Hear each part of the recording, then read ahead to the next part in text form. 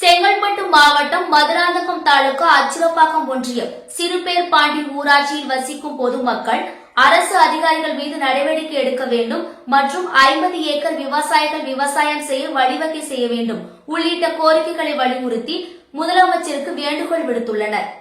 செங்கல்பட்டு மாவட்டம் மதுராந்தகம் தாலுகா அச்சிரப்பாக்கம் ஒன்றியம் சிறுபேர்பாண்டி ஊராட்சியில் கடமலைப்புத்தூர் ஏரிக்கு போகும் உபரி நீர் போகும் கால்வாய் அருகே தாழ்த்தப்பட்ட மக்களுக்காக அரசாங்கத்தின் சார்பாக வீடு கட்ட இடம் ஒதுக்கப்பட்டு வீடு கட்ட ஆரம்பிக்கப்படுகிறது.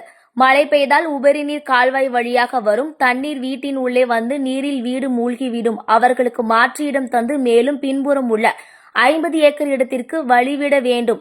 விவசாய அறுவடை இயந்திரம் செல்ல வழி வேண்டும். இது சம்பந்தமாக முதலில் VAO, RI, தாசில்தார், மாவட்ட ஆட்சியர் மற்றும் வட்டார அலுவலர் சீனிவாசன் அவர்களிடம் மனு கொடுக்கப்பட்ட நிலையில் புளிய மரத்தை எடுக்க 30 நாட்கள் கால அவகாசம் கேட்டார்.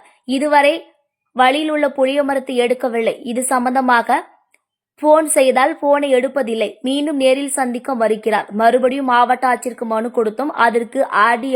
அதற்கு RDOவிடம் மரத்தை நேரில் பார்க்காமல் இந்த மரம் 100 ஆண்டு பழமையான மரம், நான் இதை வெட்ட அனுமதி தரமாட்டேன் என்று கூறிவிட்டார். விவசாயம் செய்யும் சக்தி மன உளைச்சல் ஆகிவிட்டார். சம்பந்தப்பட்ட அனைத்து அரசாங்க அதிகாரிகள் மீது நடவடிக்கை எடுக்க வேண்டும் மற்றும் 50 ஏக்கர் விவசாயிகள் விவசாயம் செய்ய வழிவகை செய்ய வேண்டும் என முதலமைச்சருக்கு தாழ்மையுடன் வேண்டுகோள் விடுத்தனர். விவசாயம்னா எத்தனை ஏக்கர் இருக்குது? உங்களுக்கு எத்தனை இடம், எவ்வளோ ஏக்கர் இடம்?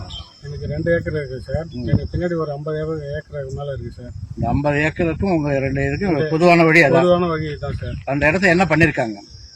தாழ்த்தப்பட்ட ST மக்களுக்கு வீடு ஒதுக்கி இருக்கிறாங்க சார். அதுக்கு வந்து பிரச்சனை இல்லை சார். அவங்களுக்கு வந்து ஒதுக்கு நம்மளுக்கு ஆட்சி ஒன்றும் இல்லை. நம்மளுக்கு வழி விட்டு விவசாயத்துக்கு சொல்கிற மாதிரி வழி விட்டு அவங்களுக்கு இது பண்ணிக்கலாம் சார். உங்களோட விவசாய பொருளை கொண்டு போகிறதுக்கு வழி வேணும் சார். சார், இது சம்பந்தமாக அரசாங்க அதிகாரிக்காக மனு கொடுத்தீங்களா? ஆமாம் சார். யாராரு? VAO அவர்களுக்கு, ஜெயின் மேரி. சரிங்க. பஞ்சாயத்து தலைவர் சுதாகர் அவருக்கு. சரிங்க. மாவட்ட ஆட்சியர். சரிங்க. அப்புறம் CM செல்லுக்கு ஏதாவது கொடுத்தீங்க? CM செல்லுக்கு கொடுத்துருக்கேன் சார். CM செல்லுக்கு எவ்வளோ? 45 நாள் ஆகுது சார். அந்த 45 ஏதாவது பதில் கிடைச்சதுங்களா? எதுவும் ரிப்ளை வரவே இல்லை சார். என்ன காரணம் அவங்க சொல்லியிருக்காங்க? காரணம் ரீசன் எதுவுமே சொல்லல சார். முடிச்சுட்டு அவங்க கேஸை முடிச்சு வச்சுட்டாங்க. ஆமாம் சார். சரி, மாவட்ட ஆட்சியரை போய் பார்த்தீங்க இல்லைங்களா?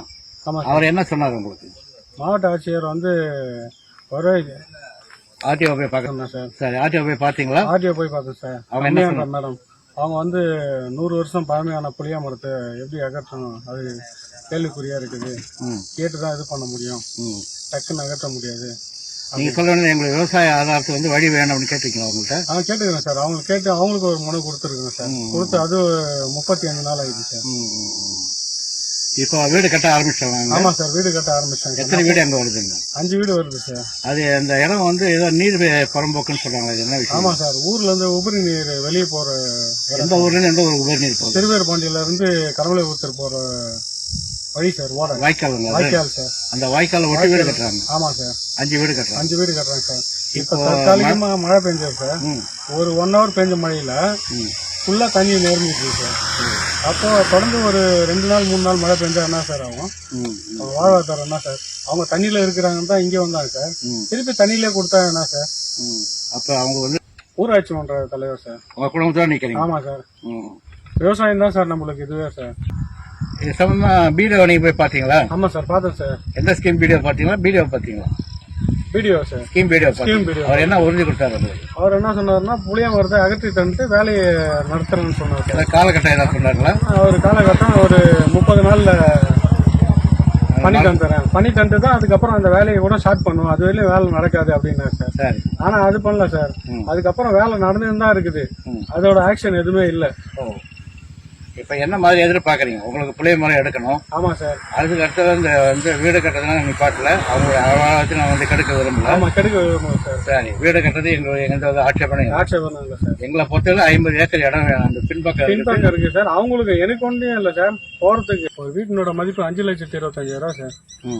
இது வந்து யாரெல்லாம் வந்து பாக்குறாங்க? வீடு கட்டும்போது யாரெல்லாம் வந்து பாக்குறாங்க? யாரெல்லாம் வேலை செய்யறாங்க சார்?